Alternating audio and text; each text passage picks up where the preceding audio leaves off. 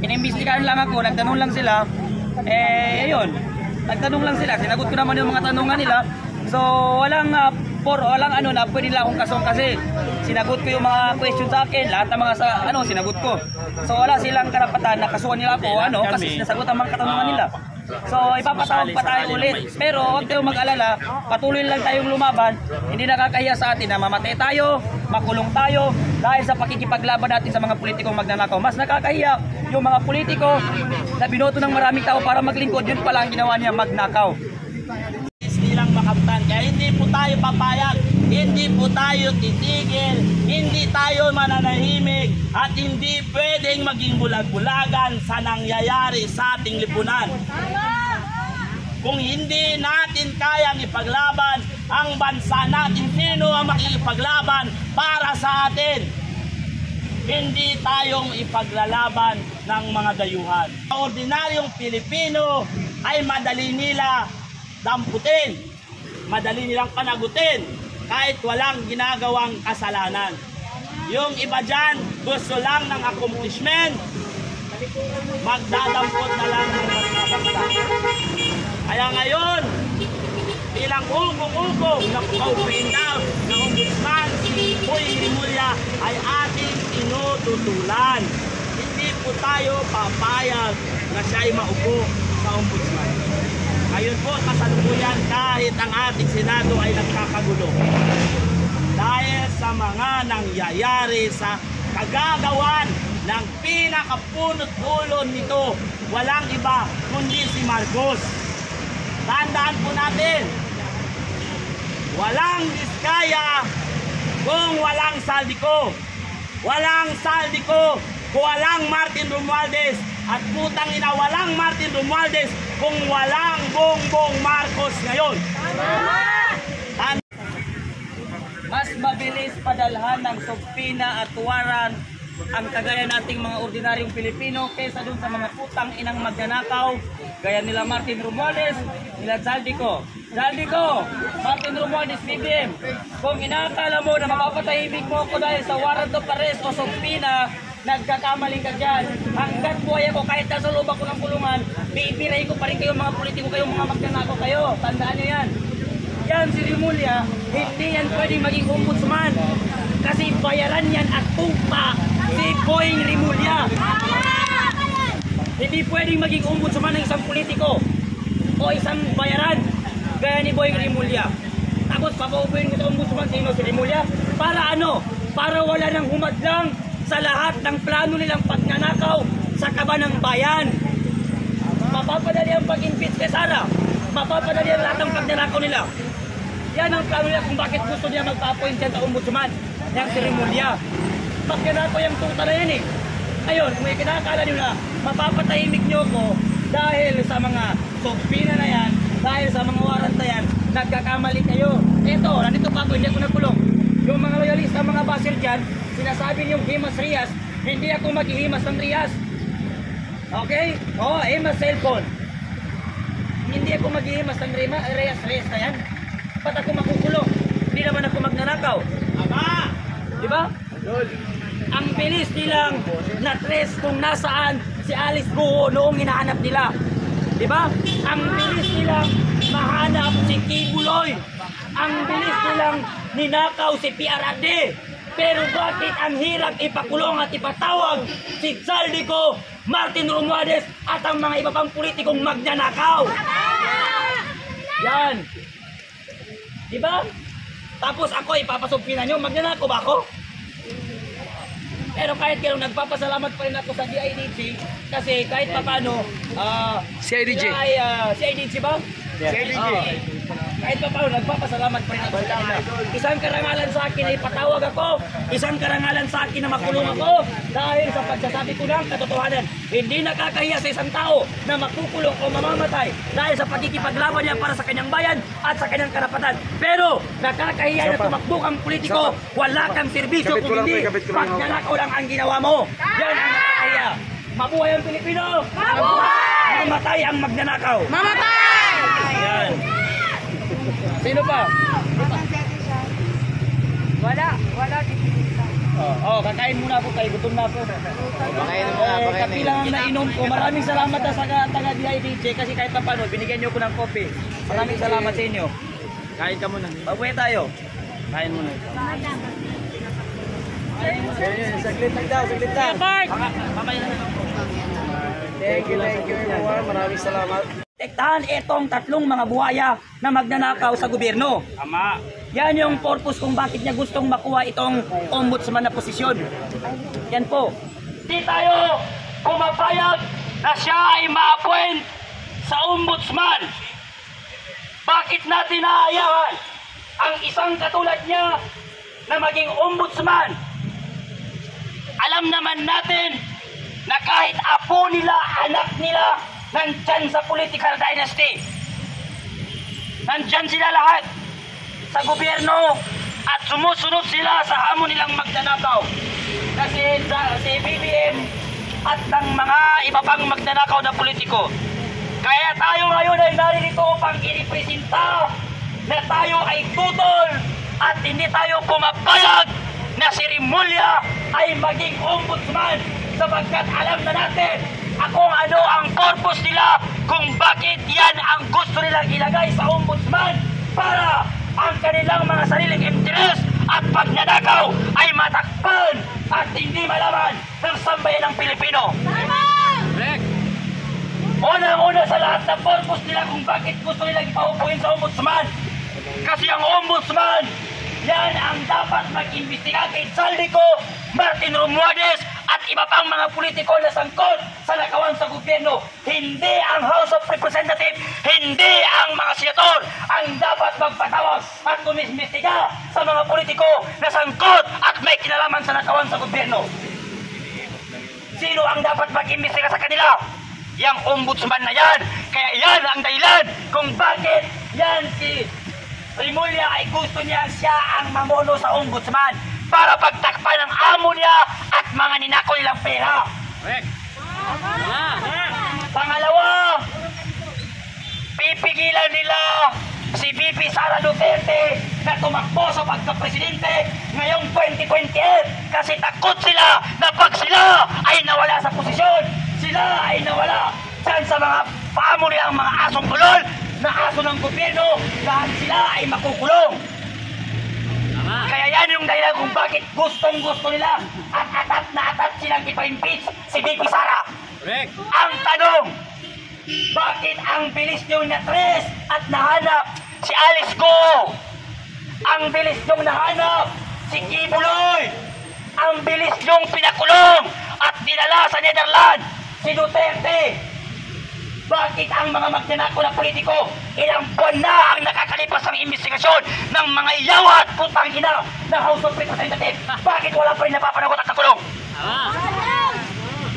Mas nauna ba akong pinadala ng subpina kaysa dun sa mga magnanakaw na politiko? Unang-una sa lahat, hindi ako politiko, hindi ako magnanakaw. Ang dapat na pinadala nyo ng subpina si Martin Romualdez at si Saldico at iba pang sangkot sa nakawan sa gobyerno.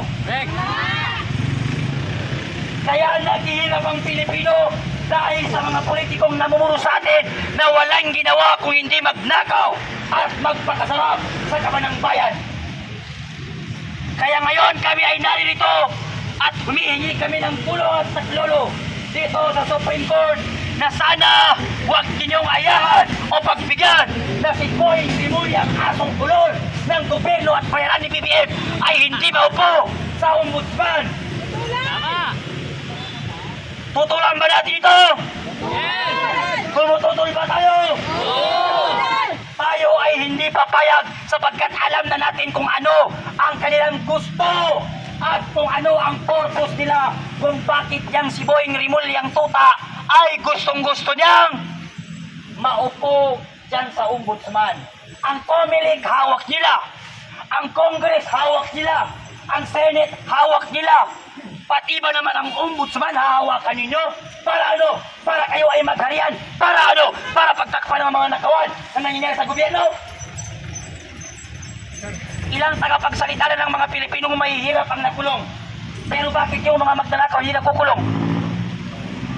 Pero kahit pa paano, nagpapasalamat pa rin ako sa CIDJ nung iniimbestigahan nila ako kanina. Binigyan ako ng kape. Pinagkape nila ako. Mababait naman pala yun sa CIDG kasi mga followers ko naman sila. Mga followers ko sila. Sa mga CIDG, kay Captain Ray, maraming salamat sa kape na binigyan niyo sa akin. Nagpapasalamat ako. Wala nga lang partical pero okay na yun. At least may kape.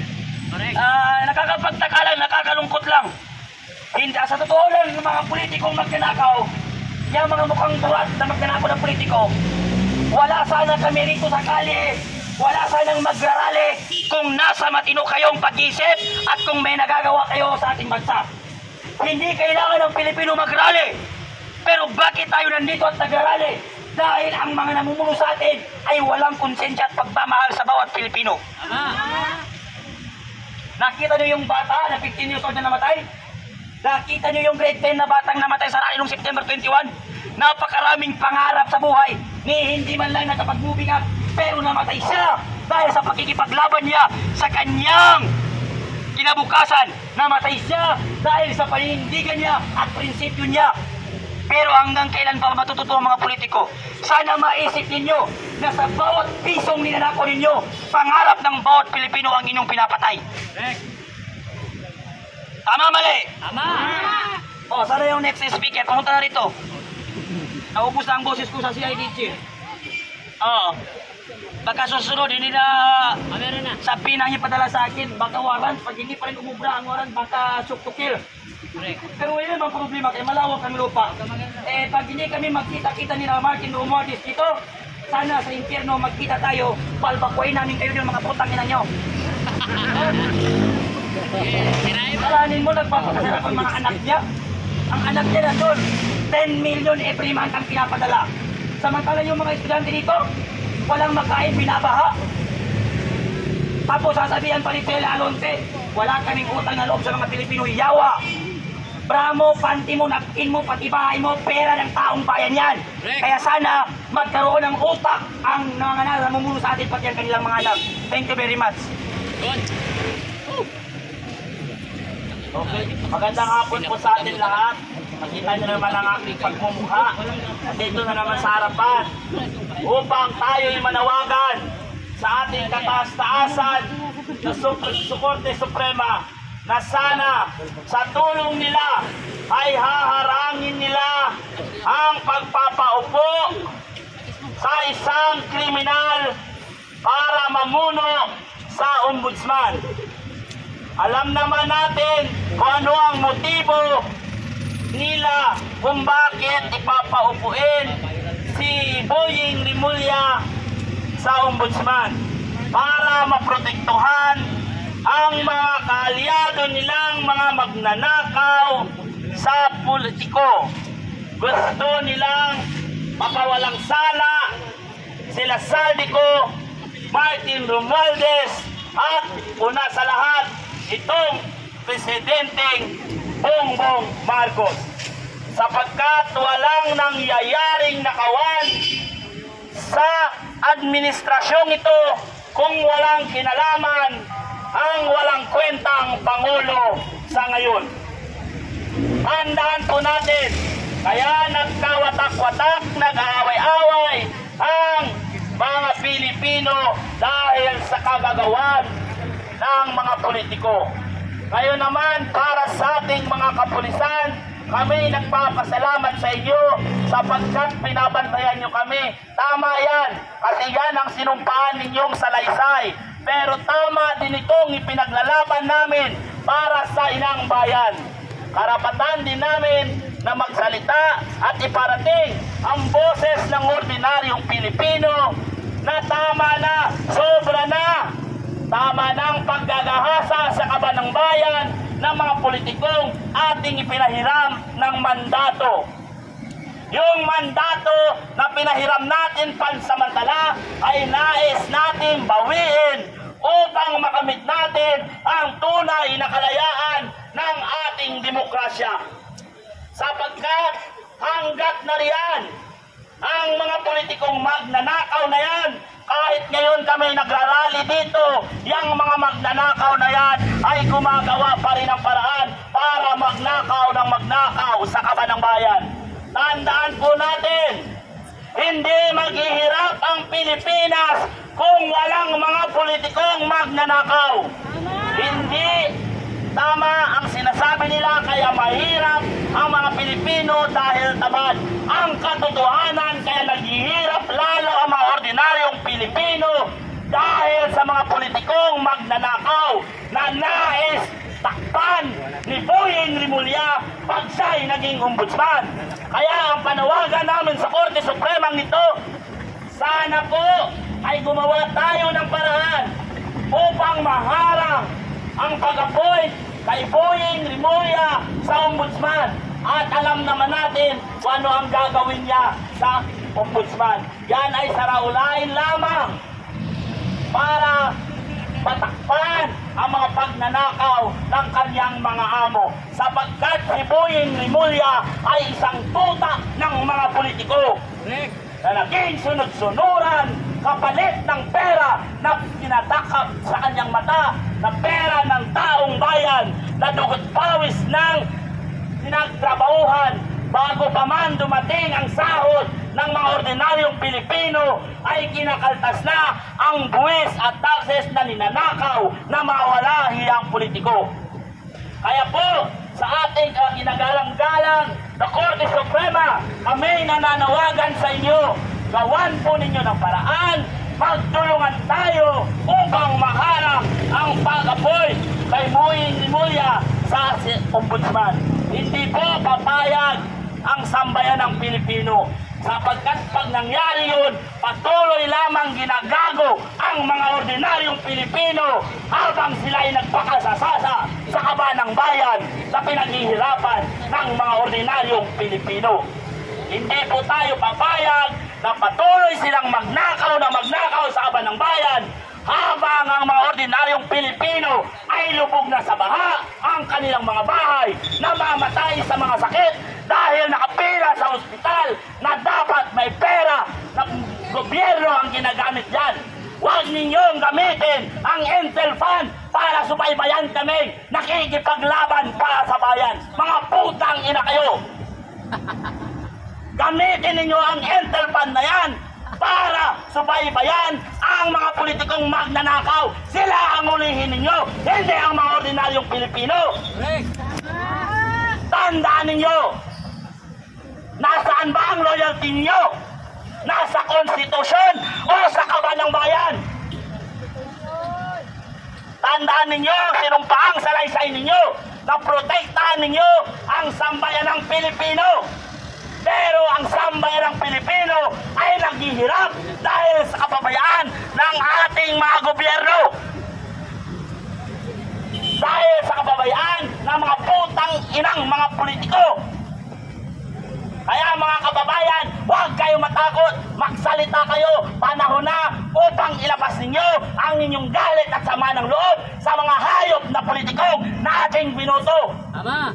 Kung kasalanan ang ipanalangin na mamatay kayo, isasanla ko ang kaluluwa ko kay Satanas. Panalangin ko na sana kasama si Boyeng Rimulya ay babangutin bukas. Sana hindi na kayo magising. Mga putang nila nyo. Salamat.